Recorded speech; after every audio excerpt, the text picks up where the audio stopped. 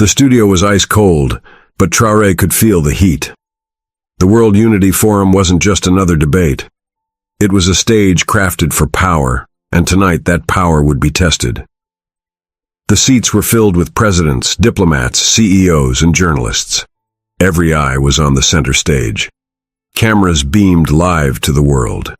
Captain Ibrahim Traoré sat calmly, not in a suit like the others, but in his dignified uniform, decorated with quiet honor. He didn't come for drama. He came for truth. Then from the other side of the stage, a voice pierced through. Donald Trump.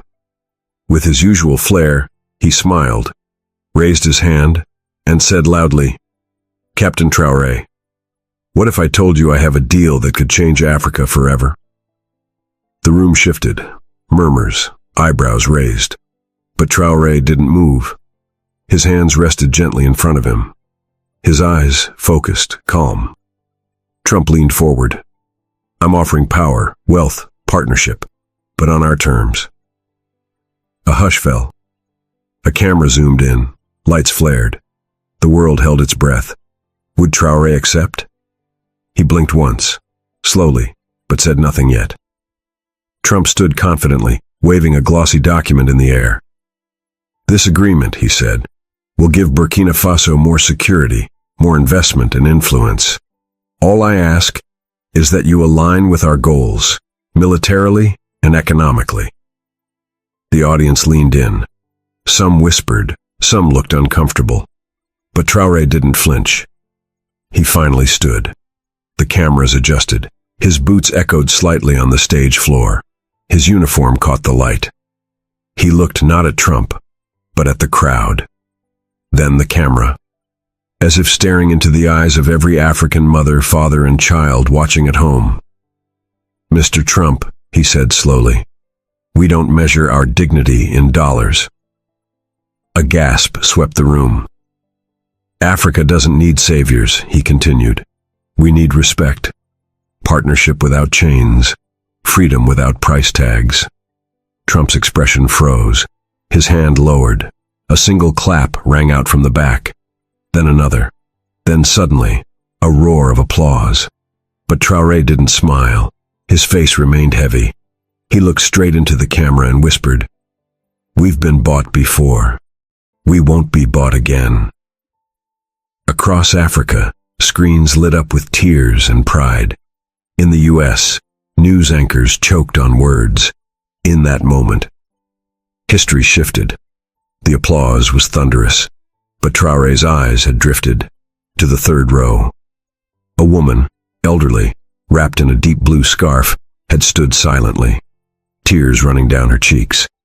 Her name was Madame Zongo, a survivor of a massacre in Burkina Faso.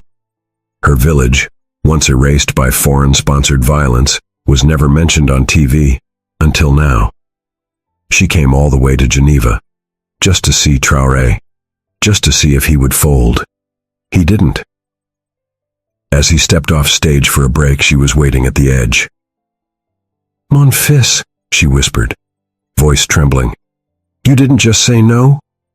You said it for all of us." Traoré paused. Then he did something cameras almost missed. He knelt and kissed her hand. "It's your voice they tried to silence," he said softly. Tonight, they heard it. Backstage, journalists scrambled. Phones rang nonstop. Meanwhile, Trump was still at the podium, red-faced, unsure what to say next. But the crowd had moved on. They weren't watching him anymore. They were watching Traoré and what he represented. Not just Burkina Faso, but the soul of a continent that had waited far too long to say, "No more." While the world replayed the moment Traoré refused Trump's offer, something else was happening behind the scenes. Backstage, inside a private corridor lined with black curtains, 2 U.S. aides whispered furiously into earpieces. One of them, Agent Collins, glanced at Traoré through the narrow opening of the curtain. "He wasn't supposed to say no," he hissed. "That wasn't in the plan." The other responded coldly, "Then we change the plan." At that exact moment, Traoré stood with a quiet young African intern named Daniel, no older than 22. The boy was nervous, holding Traoré's documents. "Sir," they said if you accepted the deal, they'd invest $300 million in our hospitals. Traoré turned, knelt slightly, and looked him straight in the eye. "What good is money," he said softly, "if it costs us our dignity?" Daniel blinked. Something inside him changed. The fear, the silence. It cracked. The cameras might have left the stage, but in the hearts of millions, a seed had been planted. And far away, in a small village in northern Ghana, an old radio played that same voice. An elder wept, whispering, "He finally said it. For all of us." Inside his private hotel suite, Donald Trump paced furiously. His staff tried to calm him, but he waved them off. "That man just humiliated me in front of the entire planet," he snapped. He grabbed his phone and called a number marked confidential. A soft foreign voice answered. Calm. Cold. "Yes, Mr. Trump. I want leverage. I want something on him. Anything." The voice replied, "We'll dig. Everyone has a price, or a past." Meanwhile, Captain Traoré sat quietly in his own modest room across the city. There were no gold chandeliers or bodyguards, just a warm cup of tea and a folded photo. It was his mother, young, barefoot, holding a baby in a refugee camp years ago. She had died without seeing her country free from foreign influence. He whispered, "Mama, I said no. For you." Suddenly his phone buzzed. A private message from the African Union. "Your speech is now the most shared clip in African history." But something darker followed, a warning text from a secret contact. "They're coming for you. Be careful." Traoré looked out the window. The city lights blinked like stars. This wasn't over. Back in Burkina Faso, in a dusty village with no electricity, a little girl named Awa sat on a cracked cement floor beside her grandmother. They had no TV, but a neighbor had brought a solar-powered radio. When they heard Traoré's voice, the old woman's hands began to shake. "That's our son," she whispered. Awa, only 8, didn't understand much of politics. But she knew one thing, the way her grandmother looked at that radio, like it was sacred. "Why is he so important, Grandma?" The old woman smiled, tears in her eyes. "Because he said no to what others were too afraid to refuse. Even if it means trouble. Especially then, child." In the background, the broadcaster's voice crackled through. Global reactions continue to Traoré's shocking stand. Former President Trump's team has issued no response. At that moment, a group of young boys ran past, barefoot, holding sticks like microphones. "Ibrahim Traoré!" they shouted. "He's our hero!" Back in Geneva, Traoré sat alone in silence. He had no idea who Awa was, but she would never forget him. And in her tiny heart, something new had bloomed. Hope. In a poor neighborhood of Ouagadougou, 10-year-old Seydou didn't own a TV. But that didn't stop him. He had built a fake one from cardboard, cutting a square in the middle.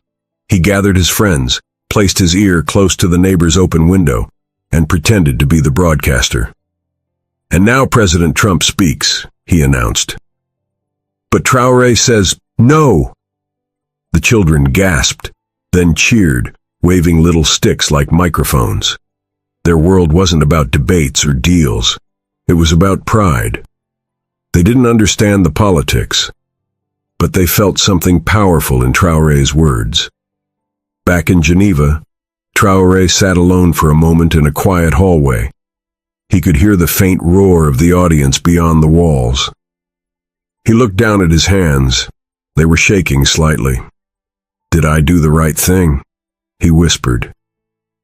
Just then his assistant showed him a photo sent from back home. Seydou and his cardboard TV, with a handmade sign that read, "Captain Traoré gave me courage."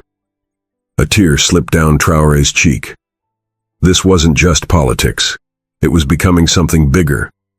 Inside a sleek, secure building in Washington, D.C., powerful figures gathered. They weren't smiling. He embarrassed us. Live globally. If we don't hit back, others will follow his lead. A tall man in a dark suit placed a file on the table. Inside, old photos, partial records, nothing criminal, but enough to twist a narrative. "We leak this," he said. "Make it look like Traoré took bribes during his youth. Paint him as unstable. Turn global sympathy into suspicion." The others nodded slowly. Back in Geneva, Traoré was approached by a woman journalist. Her eyes were kind but tired. "Sir, there's talk online. Accusations already starting to spread." Traoré didn't flinch. He reached into his pocket and pulled out a folded note, written by his late father years ago. "They will try to shame you with their lies, but truth is louder than noise." He read it silently, then nodded. "Let them come," he said. "I will not bend." That night he looked up at the sky from his hotel balcony. And somewhere, far away, a child was praying for him. While world leaders debated and analysts scrambled for explanations, an old man watched the replay on a dusty screen in Mali. He wore a faded uniform, medals rusted, face cracked with age. His name was Adama, once a soldier, once forgotten. As Traoré's calm no echoed from the speaker, Adama stood up slowly. "He did it," he whispered. His granddaughter, 14-year-old Fatou, looked at him in surprise. "Grandpa, I was there, child, years ago, when they first came promising roads, water, medicine, and left us with guns and graves." He hobbled toward an old chest and opened it. Inside, a faded letter, unopened. "It's from my friend. He died before sending it. He feared we'd never see someone like Traoré rise." He handed it to Fatou. "Read it. The world may lie, but truth lives in letters." In Geneva, Traoré was reading messages too, hundreds. One stood out. A simple note from a nurse in Sierra Leone. "Sir, I lost my son to a war caused by outsiders. Tonight I finally cried, because I felt hope again." He closed his eyes. Even in silence, his words were still speaking. In a small village in southern Niger, something rare happened. Everything stopped. The market sellers paused. Children froze mid-play. The radio at the tea vendor's stall crackled with static before a clear voice rose. "Captain Ibrahim Traoré has declined a global deal." Live on air. An old man with trembling hands turned up the volume. His wife pressed her hand over her mouth.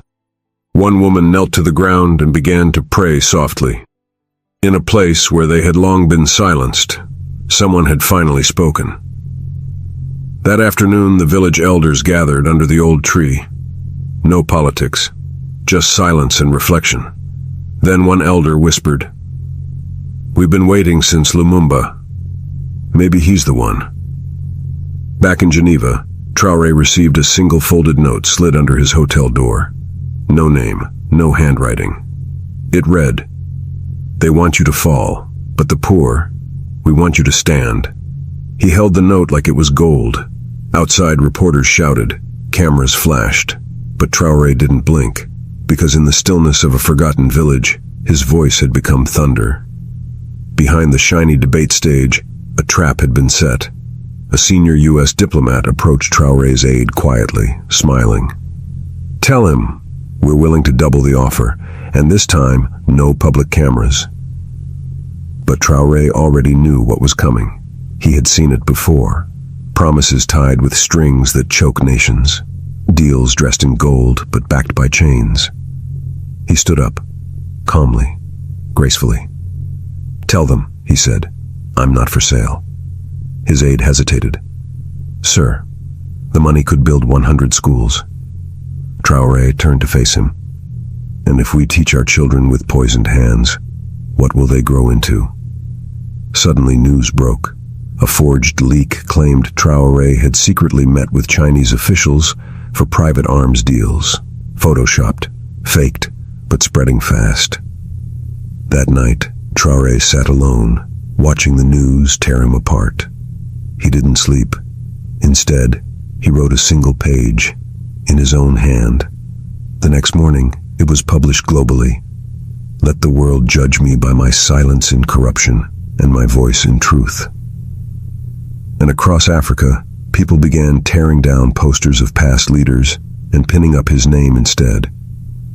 In a dim rural hospital in Liberia, a young nurse named Elena lit a candle. There was no power, no medicine, only 11 beds and 36 patients.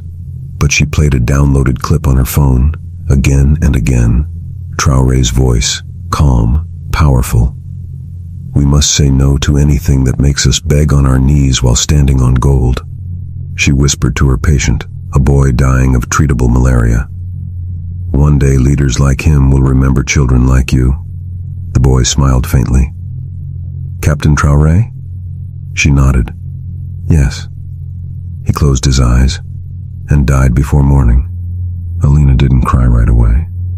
She waited until her shift ended, then stepped outside into the rain and sobbed. The next morning, she posted the story online with the boy's photo and 5 words. Don't let his death mean nothing. The post went viral. Back in Geneva, Traoré read the story in silence. His hands clenched, his heart broke, and then he said to his assistant, "Cancel the rest of my meetings. I'm flying home. I need to see the people." Because this wasn't about a debate anymore. This was about life and loss. As the media frenzy exploded, Ibrahim Traoré returned home quietly, refusing interviews, declining talk shows. But his silence made the world louder. His phone rang non-stop. African presidents, UN officials, billionaires offering partnerships, even a Hollywood director wanting to make a biopic. But the call that broke him came from a teacher. Her name was Mariam, from Bamako, Mali. She taught under a leaking roof. She didn't ask for help. She just cried. "My students have started writing letters to you. They think you're the only one who sees them." Traoré asked her to read one. Mariam unfolded a torn paper. A boy named Idris had written, "If I become president, I'll say no too, like you." Traoré stood there, frozen. For a full minute, he didn't say a word, because he knew this wasn't just a political stand anymore. This was becoming something much deeper. Millions were watching. But now millions were also hoping. That night he made a decision. No more hiding, no more waiting. Tomorrow, he would go back to the debate stage, not to answer Trump, but to face something even bigger. The debate stage was cold, metallic, and tense. Just hours before, Trump had confidently tweeted, "I expect Captain Traoré will reconsider. Everyone has a price." But when Traoré walked in, the room stood still. No guards, no entourage, just him. The moderator stuttered as she introduced him again. The crowd leaned in.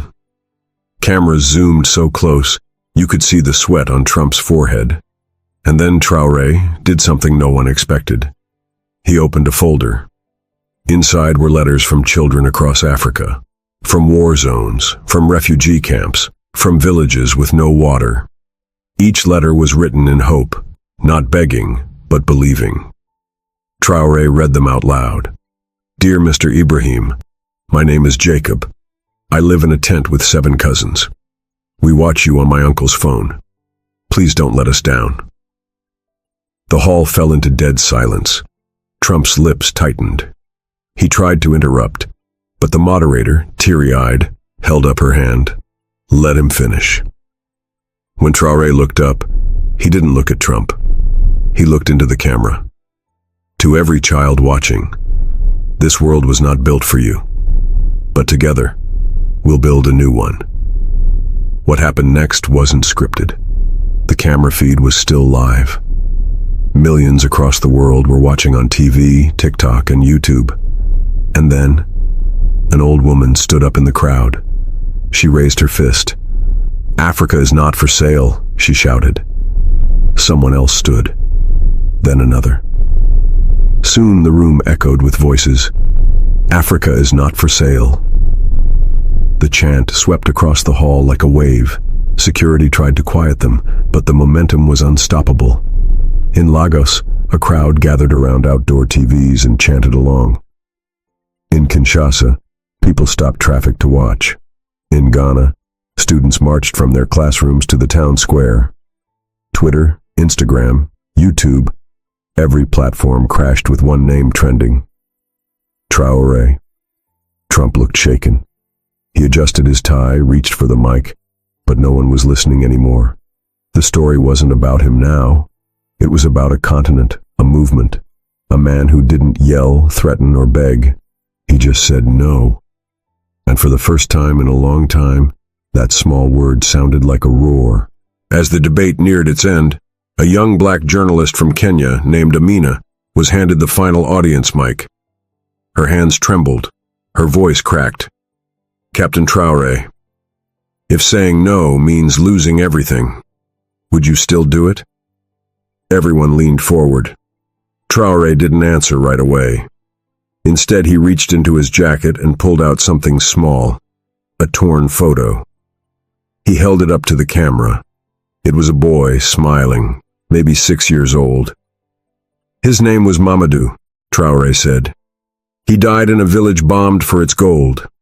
No headlines, no justice, just silence." The room went quiet. "I say no," Traoré continued, "because the world said nothing when Mamadou died." He looked at Amina and nodded. "I'd rather lose a deal than lose my soul."